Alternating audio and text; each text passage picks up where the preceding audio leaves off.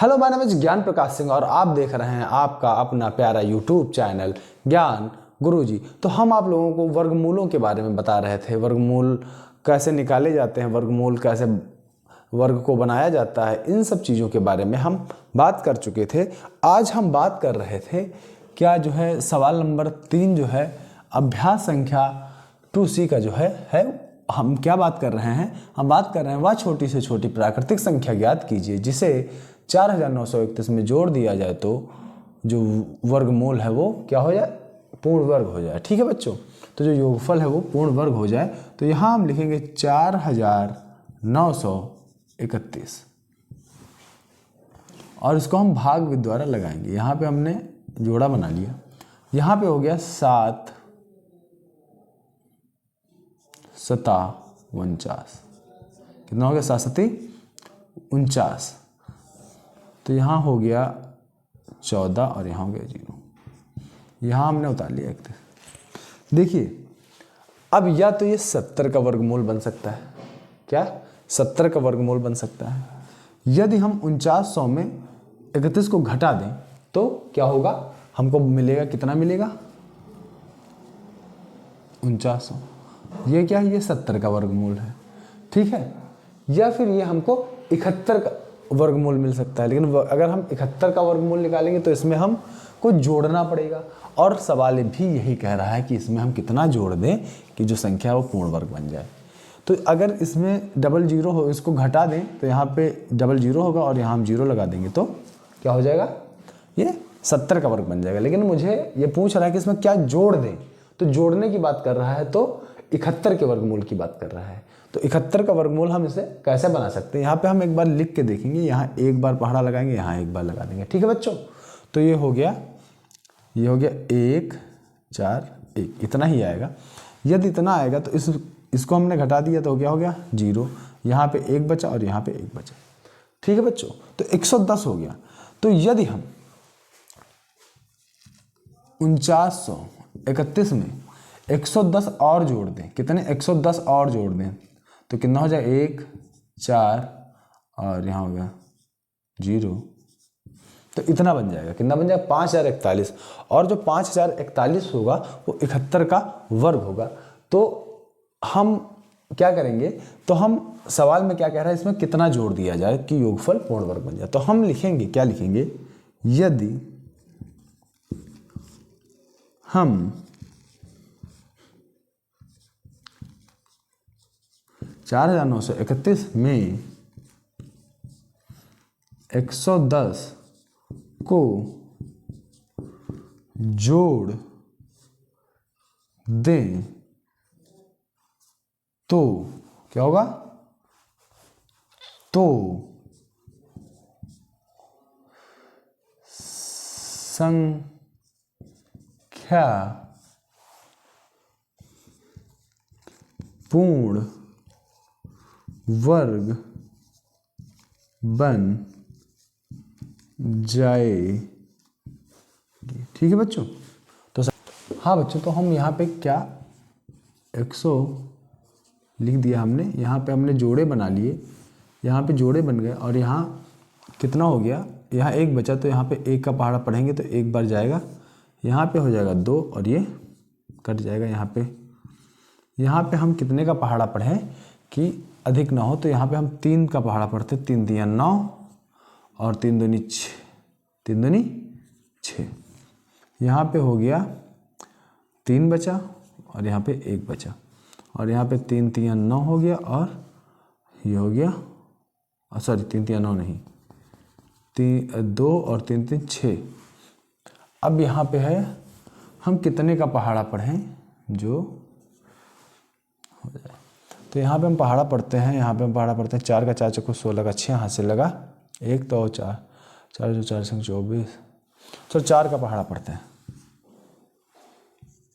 4 का 4 चक्कू 16 का 6, हाथ से लगा 1 और 4 4 छंग 24 और 1 25 का 5, हाथ से लगा।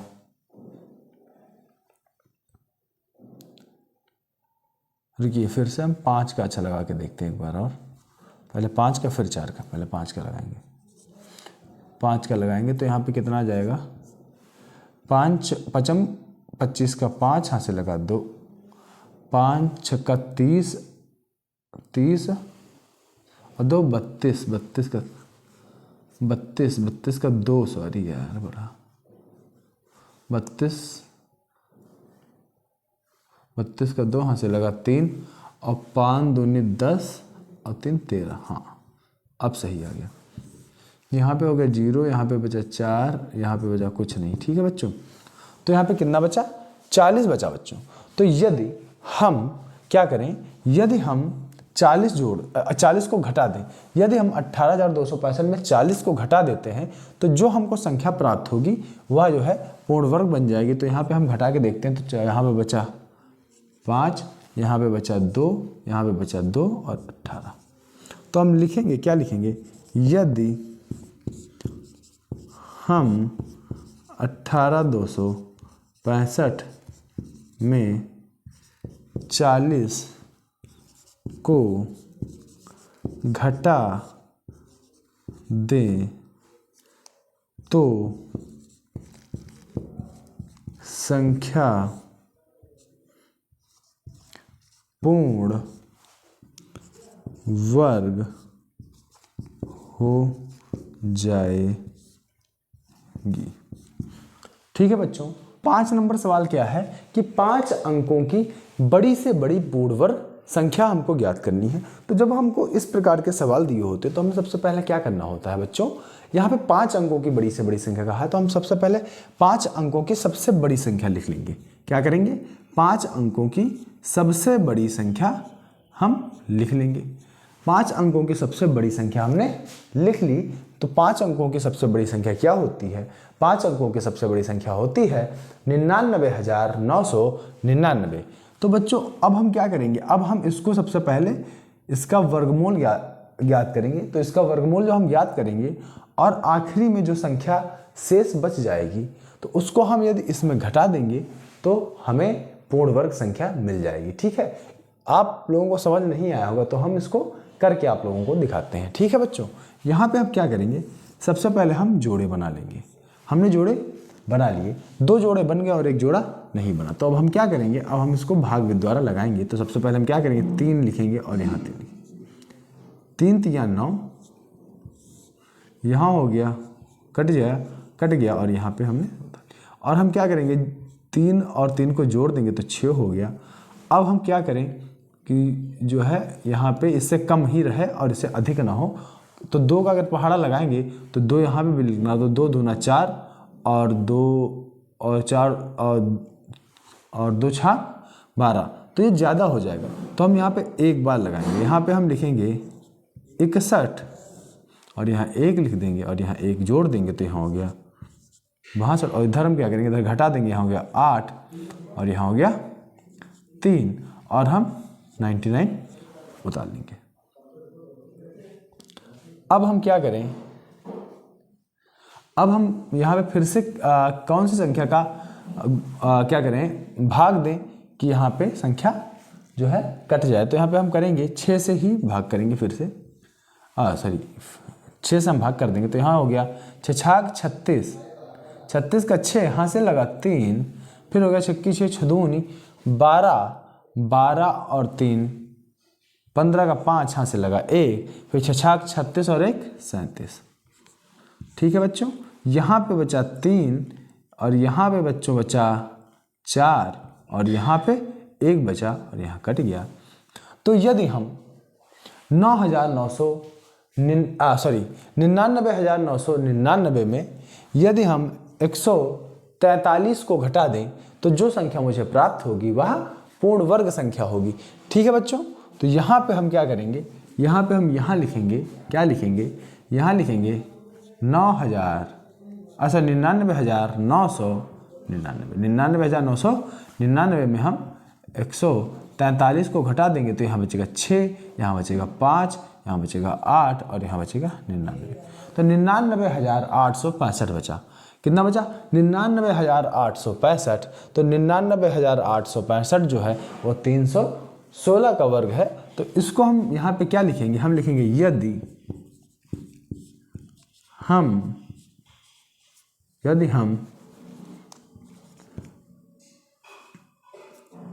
यदि हम 5 अंकों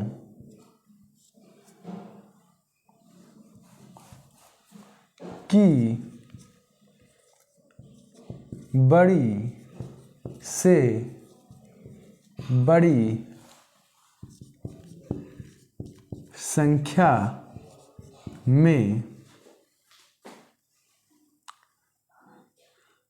143 को घटा देते